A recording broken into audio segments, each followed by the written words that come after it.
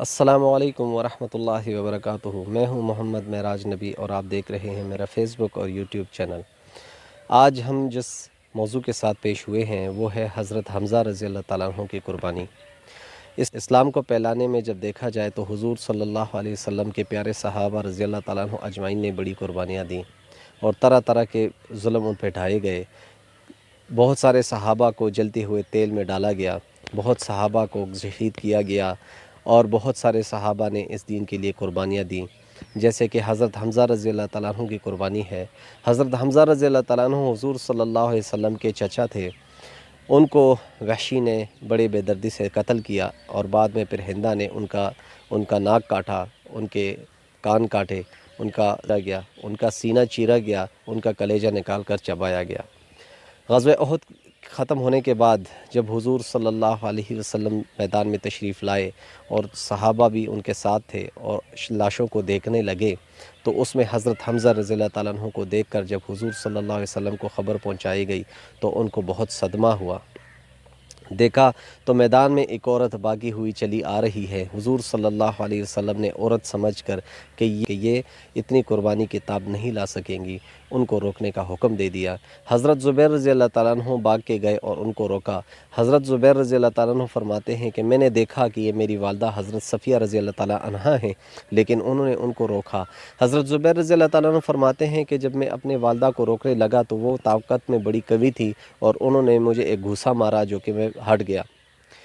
پھر میں نے فوراً آواز لگائی کہ حضور صلی اللہ علیہ وسلم کا حکم ہے کہ رک جائیں۔ وہ فوراً رکیں اور انہوں نے کہا کہ مجھے معلوم ہے کہ میرے بھائی کا ناک کاٹا گیا، کان کاٹے گئے، سینہ چیرا گیا، کلیجہ نکال کے چبایا گیا۔ اللہ کے راستے میں یہ کون سی بڑی قربانی ہے؟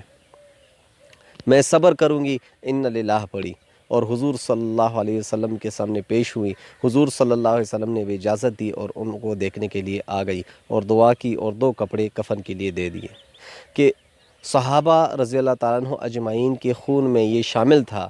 ان کا شیوا تھا کہ ہر وقت دین کے لیے مر مٹنا، دین کے لیے قربانی دینا، دین کے لیے ہر وقت تیار تھے۔ حضور صلی اللہ علیہ وسلم کی زبان کی مبارک کی بات ان کے لیے ایک پتھر کی لکیر تھی، وہ فوراً اٹھ کے ان پر کھڑے ہو جاتے تھے، جو حضور صلی اللہ علیہ وسلم فرماتے فوراً تیار ہو جاتے تھے۔ تو جب 2 کپڑے دیے تو اس میں ایک کپڑا چھوٹا تھا، ایک بڑا تھا۔ ان کے ساتھ ایک انصاری حضرت سہیل رضی اللہ تعالیٰ عنہ کا بھی یہی حال ہوا تھا۔ ان کو مناسب نہیں لگا کہ میرے چچا حضرت حمزہ رضی اللہ تعالیٰ عنہ کے لیے 2 کفن ہوں اور حضرت سہیل رضی اللہ تعالیٰ عنہ کو ایک بھی نہیں ہو جو کہ انصاری ہیں۔ انہوں نے دیکھا تو ایک کپڑا چھوٹا تھا، ایک بڑا تھا، تو حضور صلی اللہ علیہ وسلم نے ارشاد فرمایا کہ قرہ ڈال دیں۔ جب قرہ ڈال دیا تو اس میں بڑا کپڑا حضرت سہیل رضی اللہ تعالیٰ عنہ کے حق میں پہنچ گیا اور چھوٹا کپڑا حضرت حمزہ رضی اللہ تعالیٰ عنہ کے حق میں پہنچ گیا۔ حضرت حمزہ رضی اللہ تعالیٰ عنہ کہ سر چھپاتے تو پاؤں کھل جاتے۔ صلی اللہ علیہ وسلم نے فرمایا کہ سر کی طرف کپڑا کر دیں اور پاؤں پر پتے ڈال دیں۔ یہ ہے حضرت حمزہ رضی اللہ تعالیٰ عنہ اپنے دونوں جہانوں کے سردار۔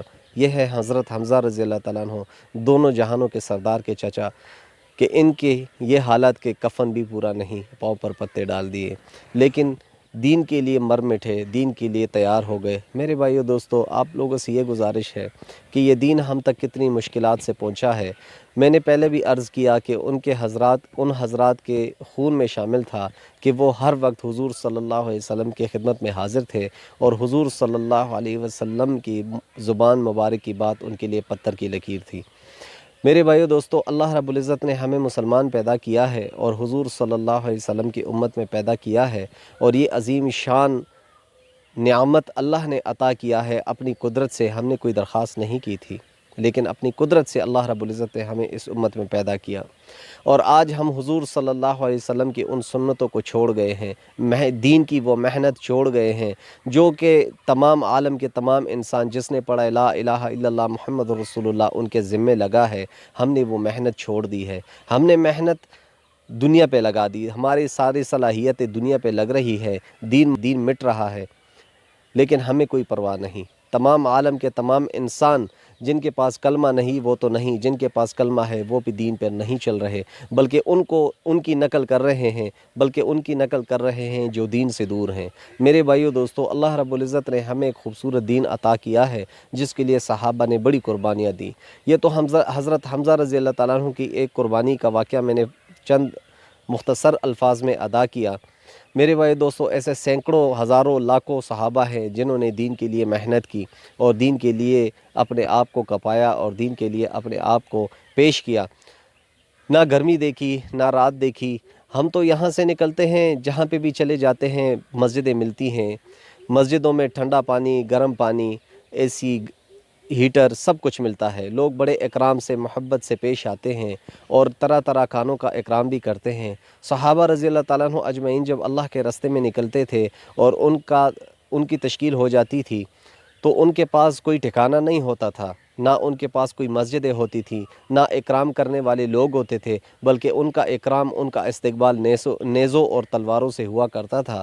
لیکن پھر بھی صحابہ رضی اللہ تعالیٰ عنہ حضور صلی اللہ علیہ وسلم کی خدمت پہ ہر وقت حاضر ہوتے تھے اور حضور صلی اللہ علیہ وسلم کے ساتھ شانہ بشانہ کھڑے ہو کے دین کی محنت کرتے تھے۔ میرے بھائیو دوستو، اللہ رب العزت نے تمام عالم کے تمام انسانوں کی کامیابی اس دین میں رکھی ہے۔ اس دین پر عمل کریں گے تو کامیاب ہوں گے، اس دین پر عمل نہیں کریں گے تو کامیاب نہیں ہوں گے۔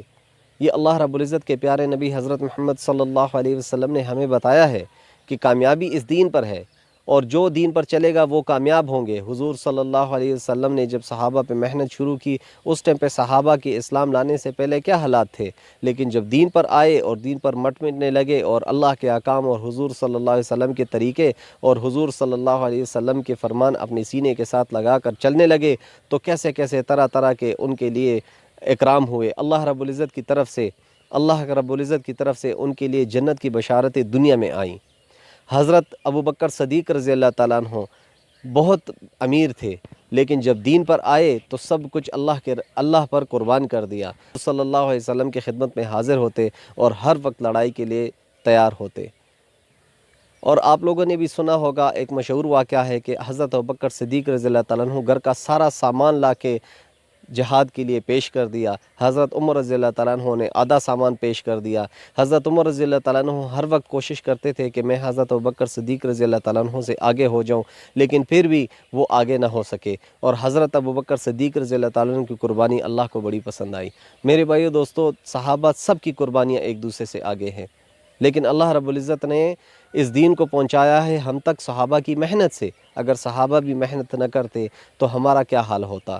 میرے بھائی دوستو، اگر ہم محنت نہیں کریں گے تو آنے والی نسلوں کا کیا حال ہوگا؟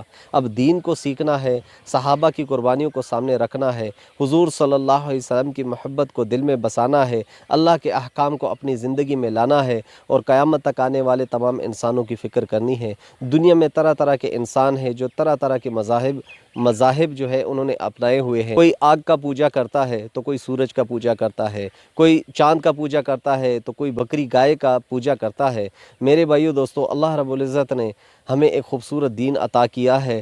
حضرت جبرائیل علیہ السلام فرماتے ہیں، مفہوم ہے کہ جب انسان کو اگر پتہ چلے کہ اس نے کس ذات کی طرف سجدہ کیا ہے تو قیامت آ جائے لیکن وہ کبھی سر نہ اٹھائے۔ تو میرے کو تمام عالم کے تمام انسانوں تک پہنچانا، قیامت تک آنے والے تمام انسانوں کی فکر کرنا، خود سے شروع کرنا، اپنے گھر سے شروع کرنا اور فکر تمام عالم کی کرنا، یہ ایک عظیم نعمت ہے۔ اللہ رب العزت نے ختم نبوت کے صدقے یہ تمام عالم کے تمام انسانوں کی یہ ذمہ لگایا ہے۔ نبوت کا دروازہ تو بند ہو گیا ہے، نبی نے تو آنا نہیں، لیکن یہ جتنا بھی محنت ہے دین کا، یہ میرے اور آپ کے ذمہ ہے۔ جس نے کلمہ پڑھا ہے یہ اس کے ذمہ ہے۔ اس کے لیے میرے بھائیوں، خود کو بھی تیار کریں، دوسروں کو بھی تیار کریں، خود بھی دین پر چلے، دوسروں کو بھی دین پر لانے کی کوشش کریں۔ آج تک اتنا ہی، انشاءاللہ آئندہ پیش ہوں گے خوبصورت واقعات، خوبصورت حدیثوں کے ساتھ۔ تب تک کی اجازت دیجیے گا۔ السلام علیکم ورحمۃ اللہ وبرکاتہ۔